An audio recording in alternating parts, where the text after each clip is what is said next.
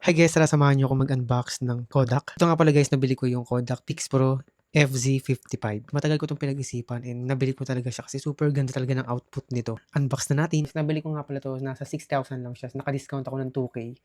Yung manual, charging port, syempre, battery. Then ito na. Oh, super ganda. Alam niyo ba, super gaan lang nito. Ganda, kulay black yung pinili ko. Tama na rin siyang wristband. SanDisk yung binili kong SD card kasi compatible siya. 32 lang yung binili ko. Bumili rin ako nito, yung OTG niya. Ayan, type C rin siya.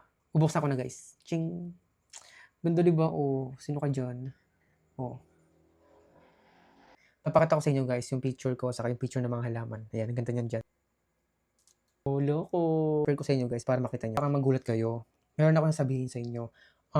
Pag tinignan mo kasi sa screen guys, na super labo niya, parang pixelated siya. Pero kapag ninipat mo siya sa phone mo, as in super linaw niya, legit. Guys, kung gusto niyo tong Kodak na to, alam nyo na, nasa yellow basket ko lang yan.